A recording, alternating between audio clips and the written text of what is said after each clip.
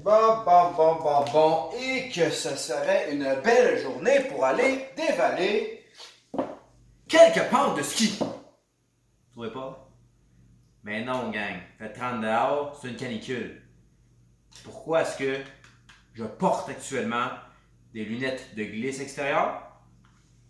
La réponse est simple.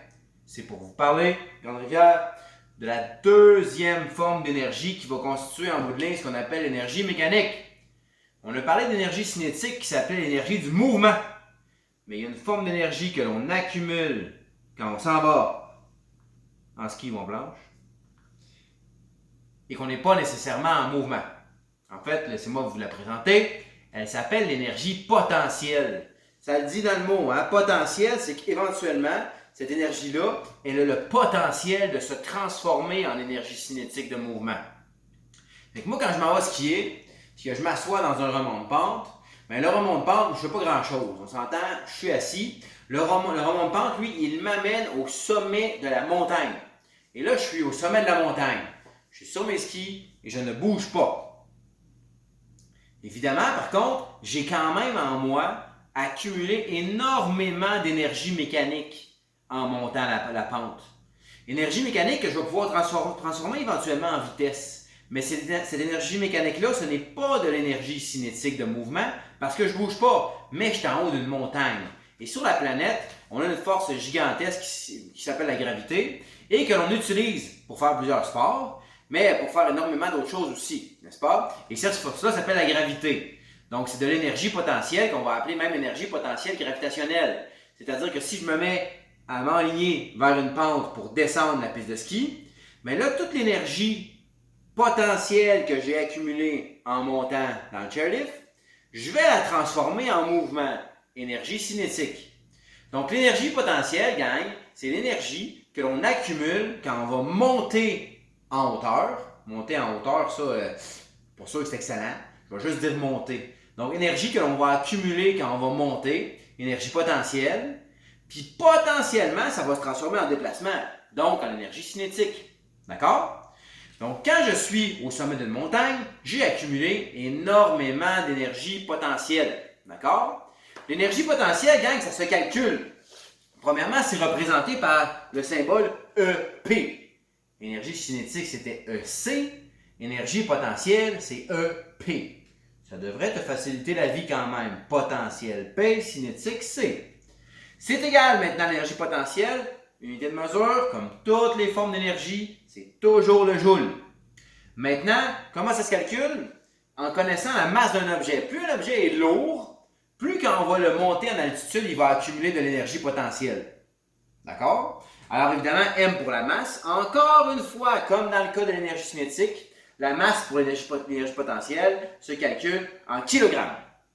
Masse multipliée par G. G, gang, c'est une constante.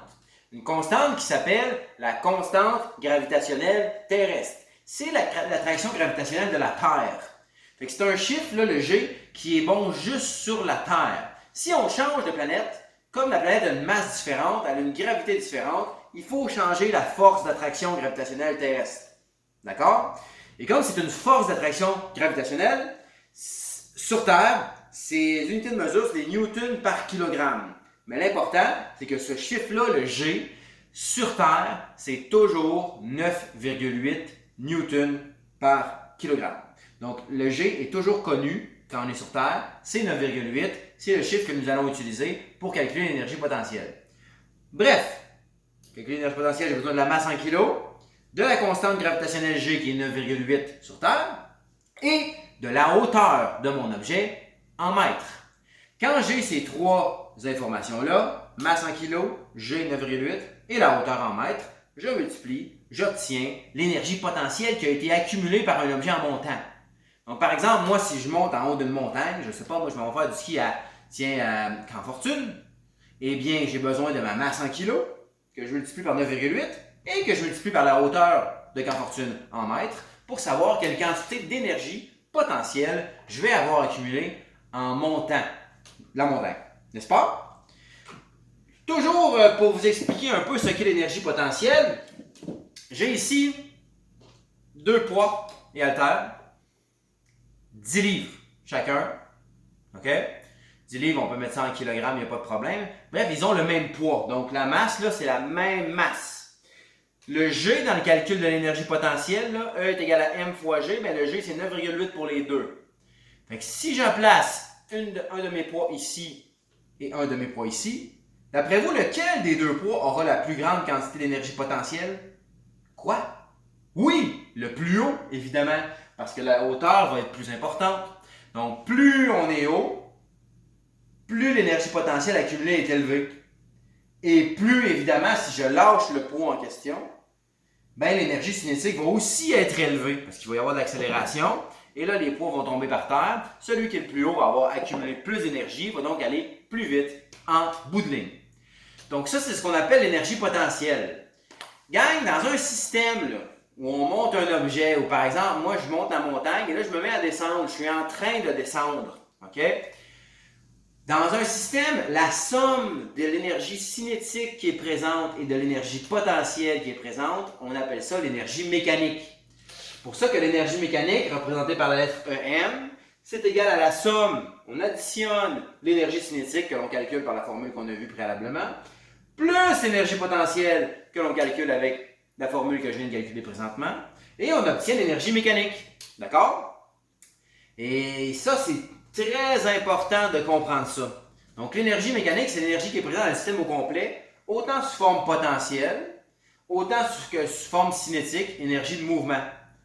Pour illustrer ça un petit peu mieux, gang, je vous invite, là, on a placé dans le plan de cours de cette semaine que vous allez recevoir, on a placé une petite animation que je vais vous montrer à l'instant même.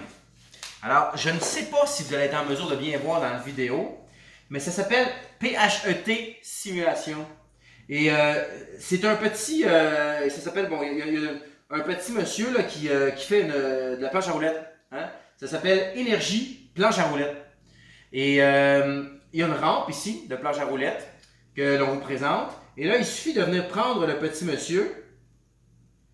Oups. Voilà. Prendre le petit monsieur, je vais le prendre, je vais le placer parce que là, hein, manipuler une souris comme ça de loin. Et là, regardez, je le place sur ma rampe et je le laisse aller.